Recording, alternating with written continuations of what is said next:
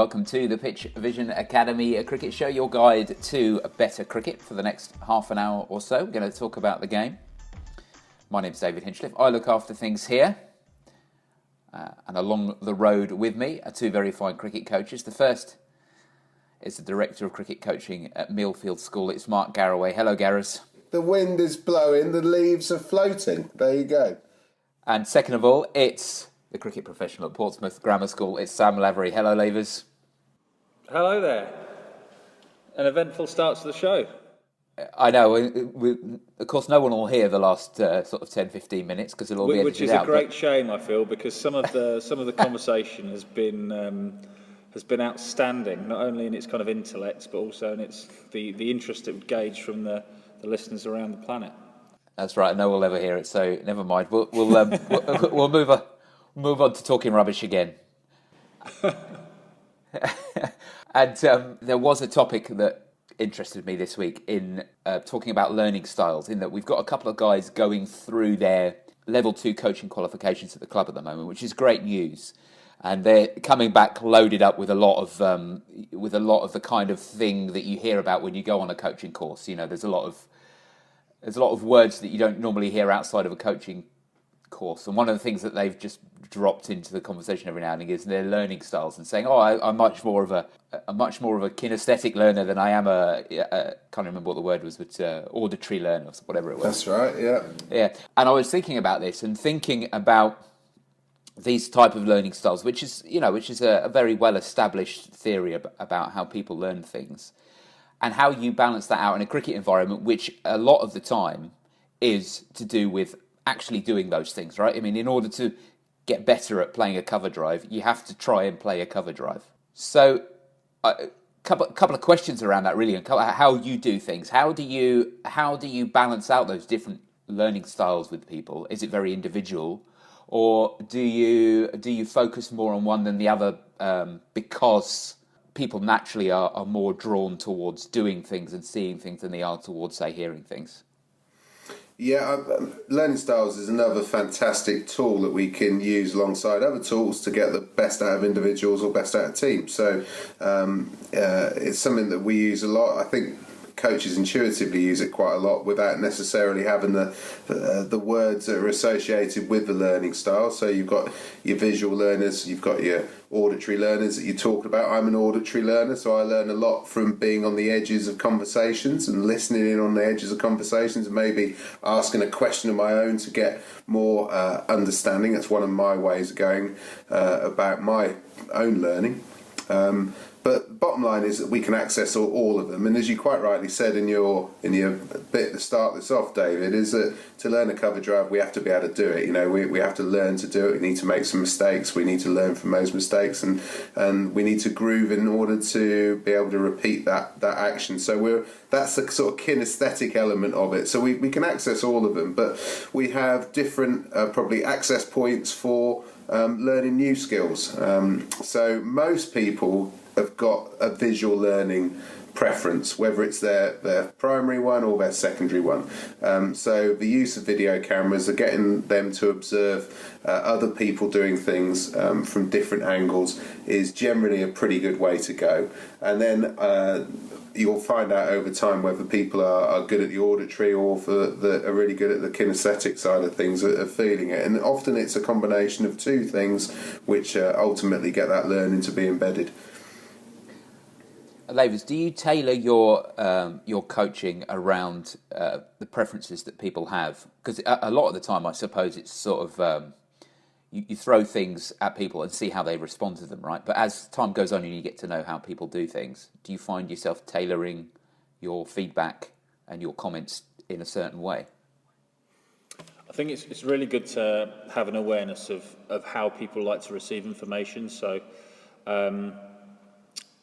do I tailor information to them in the same way all the time? I would say no. However, when it comes to a situation where someone's particularly struggling and you know that they prefer one method and perhaps you're trying to deliver it in another method, whether it's in a group chat or in a way to challenge them, it's really good to know that there's another method that will suit them better. Yeah, ultimately, there's gonna be a stage where people are gonna be challenged with different information in different forms. So being able to receive that information in a different way and learning to use different methods is going to be really useful. And it's yes, in an extreme situation, or it's a strict situation where someone's really struggling, it's good to revert to type and go to what they like and what they feel comfortable with. But around that, it's growing them as a person, growing their skill set and their learning, of their ability to learn. If you can also get them a little bit more comfortable or challenge them in using other learning styles as well. So I'd try and mix it up quite a bit, but also have a good awareness that there is going to be preference, and in terms of using the time that you have available and making the learning process as enjoyable for the person as possible, you're probably going to use their preferred option when the time comes and when it's required, and also sometimes if you're just trying to speed up their understanding. One of the things I've really noticed in the last year or so, especially working with older players, is that there's quite a big difference between people who like to do things on their own or in a one-to-one style situation, and then people who much prefer to do things in a group setting. And that's something where if you know that, then and you have got the opportunity to tailor, you can go to the guys who prefer working one-to-one. You can spend time one-to-one with them, and then with the group guys, you can allow them to get more done when they're in the group session. And that's an additional thing on top of learning styles, isn't it? That's a preference for learning in terms of the environment you place around somebody, and that's normal, isn't it? You've got people that are better, the people are on their own, one-to-ones. Smaller groups would probably be more towards the introversion element of how we get our energy, more introverted. And introverted people often they have lots of questions, but they don't tell you about them. So if they, one of the great sentences, I think, the difference between introverts and extroverts is that extroverts prefer to be with bigger numbers generally, and introverts go with smaller numbers and have a preference for that. But the great statement that I've heard, which is Gordon Lord, a great mate of mine, often says, is that if you don't know what an extrovert is thinking, then you're not listening, and if you don't know what an introvert's thinking, it's because you haven't asked them yet. And I think, those one-to-one environments with introverts, you can often ask more questions, which then gets that progress going, and they feed off of that. Whereas often when we're working within an extrovert environment where you've got more people around, you tend to hear the extroverts. They tend to tell you what they're feeling and thinking, and then you sort of feed off of that. But if you imagine being an introvert within that environment, you probably shy away a little bit. You wouldn't necessarily get to hear what they're thinking or feeling, and then you go to that follow-up stage where you go afterwards and say, how do you feel about that? And then they start to come up with their internal thoughts, and then you start to do some coaching away from the session. And often with introverts, I think it's those off-piste moments that you really get into the nooks and crannies and the things that are going to make the biggest difference to them, rather than in those big group sessions where it tends to be the extroverts that take over. I would also say to that, there are some people who appear to enjoy one environment more. I'm thinking about those who enjoy the group environment more. However, they are more productive in a one-to-one environment, and that's because of their kind of their style being very extrovert. That they don't always accomplish quite so much. And they can be very much taken away from theme and what we're actually trying to achieve. And I've got a few people I've got in mind who really love that group environment, really love being able to kind of play or talk or train with lots of other people. However, that doesn't necessarily tie in with their success rate and their achievement within a session. So what is enjoyed isn't always what is successful, I wouldn't have said. With everyone, and that's obviously not just not a blanket response for everyone, but there will be individuals who enjoy one thing but maybe achieve more in another. Yeah, I guess it's easier to lose focus in a larger group, isn't it? So I guess it's the same for people who are more have a preference towards being introverts. Is that you can get lost in a big group as well and get nothing done, but in a different way. You're trying to focus on something, but because there's so much craziness going on, you just feel overwhelmed. So I guess it can happen one way or the other. The other thing I was thinking about while you were talking there, Gareth, was that it's not a black or white picture, right? There's not introverts and extroverts, and never the twain shall meet. It's more like, in my mind anyway, it's more like a continuum. And you have some people closer to the extrovert end and other people closer to the introvert end. But we all have days where we just want to do nothing and be on our own and not see anyone. And we all have days where, we're really excited about doing something in a group setting and being with your friends and doing fun, exciting things. Doesn't mean you're an introvert just because you do introverted things from time to time. And the same applies for, doesn't mean you're an extrovert just because you do extroverted things from time to time. You have to, understanding where you are on that continuum as a player and as a coach, and understanding out where players are helps, but it's definitely not the be-all and end-all. No, it's not, but it's, you hear about coaches, for example, that want everybody to be noisy, don't they? Yeah. In their fielding, when you're out in the field, that's the time where we can extrovert. And that's fantastic for people like me. That was it, I used to have supporters shouting from the sidelines, telling me that if they wanted a commentary, they'd turn the radio on. It was one of those ones. Whereas for some people, for them to make noise would actually take energy away from themselves. Whereas for myself, actually, me talking was a way of me gathering energy, so I could be on it when the ball went into the nick zone and hopefully went off the edge, and I'd go across and catch it. So we just have to understand that there's energy loss when introverts are in that extrovert zone that you talk about, David. Everybody can do it, but they're going to have a bigger energy loss than the extroverts actually are gaining energy through being in that mode. And then equally, I quite like a bit of time on my own, but I find that I then need to go into an environment where I've got a bit more activity, a bit more people around me to then sort of recharge my batteries. I can do the introversion thing, but ultimately it's the extroverts' behaviour and the environments which give me the energy to do what I do. And let's finish up this section with a quick note about the PitchVision app, which is available, of course, on iOS and Android in the app stores there and the Google Play Store. Alongside all the features that were previously, like being able to video yourself and analyse your performance using just your phone, you can also now view people's profile pages on PitchVision. So if you want to follow any particular accounts such as PitchVision Jobs, PitchVision Academy, Gary Palmer, Ian Pont, you can head over to the PitchVision app and follow them to get all their updates in your specially tailored feed.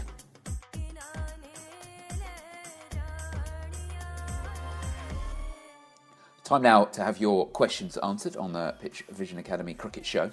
And how this works is a couple of questions are picked out from the ones that are sent in every week, and we do our best to answer those questions, help those players or coaches, and then we pick a winner, the best question of the week, which wins an online coaching course from PitchVision Academy at pitchvision.com. You can email your questions into us by emailing coach@pitchvision.com. And the first question this week is from Rajneesh, and Rajneesh says, "Hello, I'm a 16-year-old pace bowler. I used to bowl with a mixed action, but recently I've changed to front on. And the problem is that I have an important trial coming up and I'm not confident with my action. What should I do to boost my confidence?" Right, well, good question, and sounds like an exciting time, obviously, with the trial coming up, which is fantastic. Confidence is such an important thing, isn't it, when you're going into trials, going into playing a match or any sort of scenario. I would first of all think about what we've done and why we've done it. So, in looking to change from a mixed action to something that's a bit more front-on, I guess we'd initially be thinking why. And usually a mixed action, a lot of the time when that would develop to front-on, would often be someone who's changed their upper body, so they've probably gone from their feet being front-on and their upper body being sort of midway to side-on to trying to get the whole lot front-on. Now, one of the things we know a little bit more about these days is that having mixed actions isn't necessarily the kind of the doom and gloom end of the world that we thought it would have been when we saw cricketers with them maybe 10, 15, 20 years ago. So having that mixed action isn't necessarily something that was going to be causing you an immediate long-term sort of immediate injury that's going to put you back a long way. And what it can actually do is it gives you a little bit more upper body rotation, which can help you with a bit of speed generation. So first of all, I'd say don't completely discount it. If it was causing you a problem, if it was causing discomfort, or if it was something that you felt wasn't working for you, then obviously you're looking for a change, which is good. But if it was a slightly mixed action, you were still able to align yourself well, and you were still able to get the ball going in the right direction, then you might find that your body can actually cope with it. And coping with it, there's a bit of work to do in terms of the strength side of things and making yourself as robust as possible.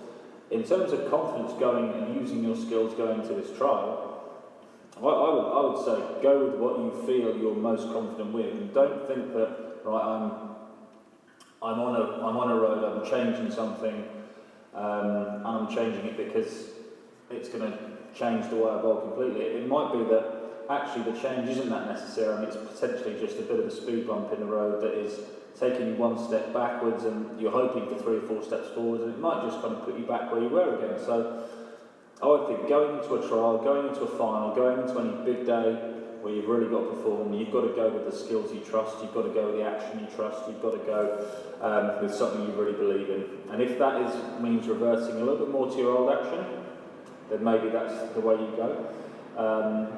If it means sticking with your new action, then obviously you need to make sure you get out there, get comfortable with it, try and get as much preparation in on the day, so when it comes to actually delivering, you've got a little bit more confidence in yourself. Gareth, it does seem to be a little bit like a timing issue here. To make a change to your action before going into an important match or trial or anything is difficult, isn't it? It is, and it is an unfortunate bit of timing, but sometimes we're not in charge of the timing when an intervention needs to start. But what we are in charge of is how we then, as Sam quite rightly says, go into that trial. And bottom line is you've earned the opportunity to trial because you've done enough stuff really well in your performances to get that opportunity. And I would just go out there and give it a go tomorrow, doing what's got you there in the first place. You are aware that you've got a few technical things that you want to work on, and then after you've performed as well as you can do at that trial, I think that's the time to get down and get the dirty and hard work done and the tough work done to get yourself into a bowling position that you'd like to go with over a longer period of time. But tomorrow is all about performance. You know, you don't want to be worrying about your bowling action. You just literally want to be focusing on outcome tomorrow as much as you can to give yourself the best chance of success. Then when you get picked onto that programme because you've performed well, then that's the time that you can probably be working with more senior coaches and cricketers, that you can do some really good work with them to get yourself into that shape and that technical shape that you're looking to do over a longer period of time. Yeah, and that might impress people as well. If you're putting the work in to make a change, to make a technical change that you feel will help you improve, then that's a good sign to people, to coaches and people who are looking at the trial, saying, well, this is someone who is, he's not messing around here, he's going for it. So that would be a good. That'd be a green flag to me if I was the coach looking at someone at a trial and they came to me and said, "Oh, I've been changing my action." Then I'd say, "Well, obviously this is a guy who's appears to be doing a lot of very good hard work here. So that's the kind of character that would interest me, and I want to find out more about him." Especially if he came to you and said, "And I'm changing my action, this is why I'm doing it, and this is where I'm aiming to get to." I mean, that will show that somebody's got a real strong involvement in that process, not that it's just been given to him, "Oh, you need to change your action, you need to look like this," from a coach or somebody who's watched you from the sidelines, that you're in charge of that process. And again, as you quite rightly say, David, if a player comes in and says, "This is what I'd like to do, this is where I'm aiming to do it, and this is how I'm going to go about it," then that's a pretty impressive place to be as a cricketer, particularly a young cricketer. And certainly I don't see enough of players taking that responsibility and accountability for their own development, and it would be music to my ears, that. I think that is such a good thing, is it, when you see a young guy who's really taken ownership of what they do and how they're going to get to wherever their goal's been set. It is extremely not just pleasing to see it, but it's exciting to think about working with someone like that who already has that level of commitment to what they're doing and is looking for that level of understanding and whatever it is that's going to take them to where they want to be. Next question is from Viniek, and Viniek says, I'm a wicketkeeper batsman. I do well in nets, but in practice matches, I've scored a duck in all 3 games I've played so far. I'm a batsman who likes to bat in the top order and play calmly, but my coach sends me in the lower order and expects that I have to finish the game.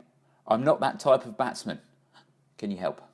Right, well, it sounds like we've probably got sort of two areas or 2 potential discrepancies, and there'll be one from the coach's side and then maybe one from your side.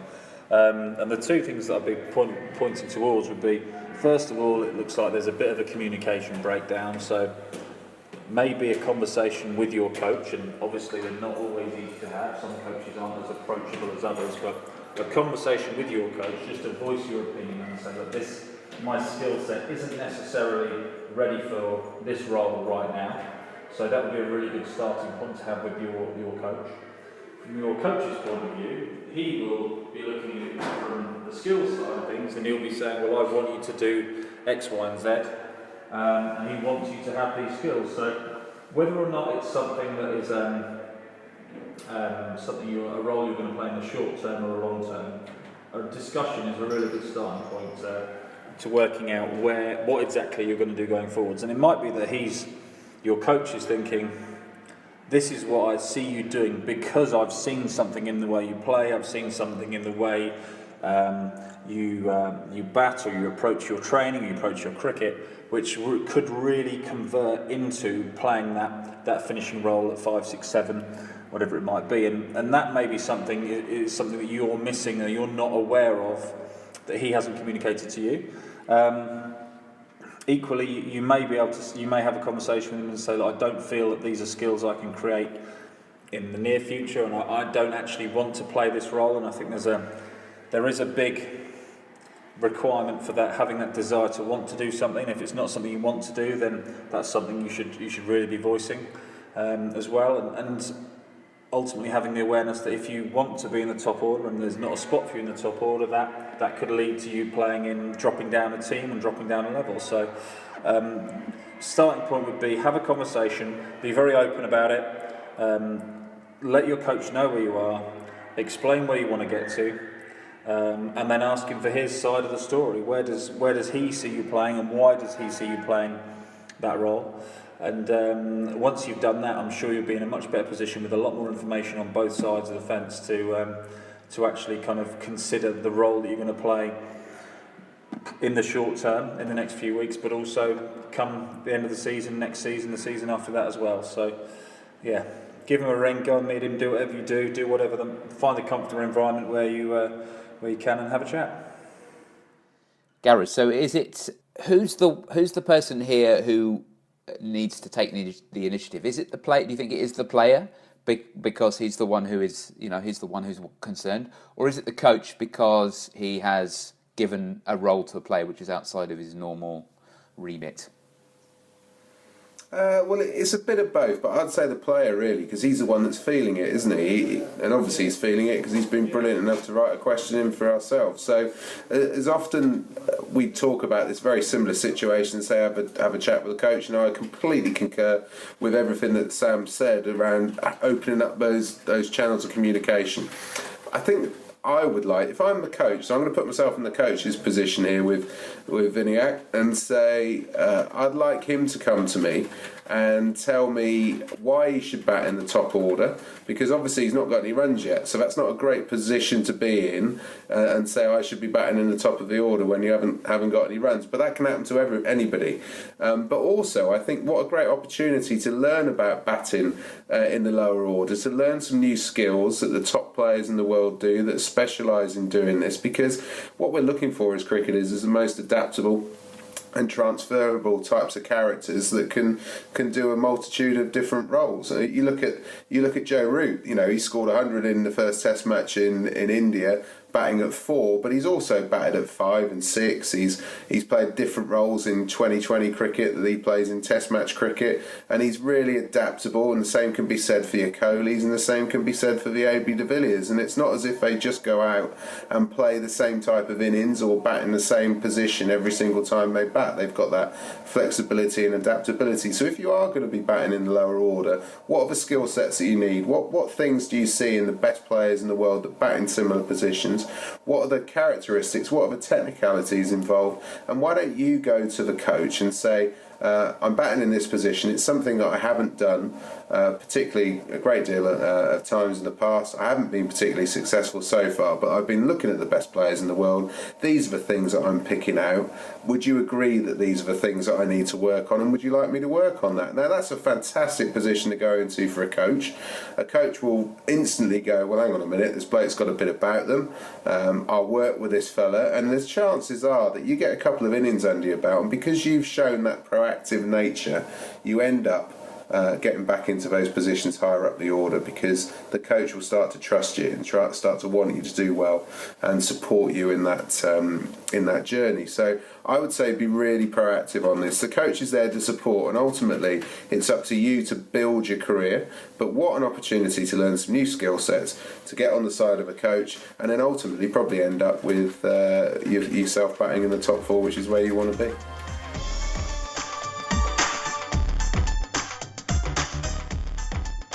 Okay, that's the end of the show for another week.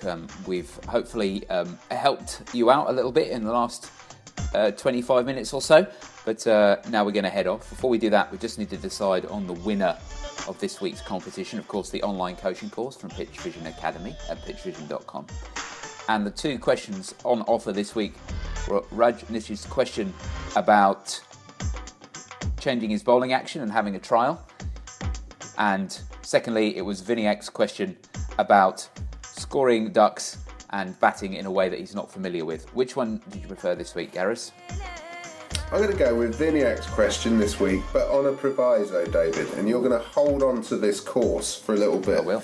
So my proviso to Viniak is that he reports back to us and says that he's had that conversation, that he's been proactive in having that conversation, and also he's gone with some ideas to the coach of how he wants to work to increase his effectiveness as a lower order player.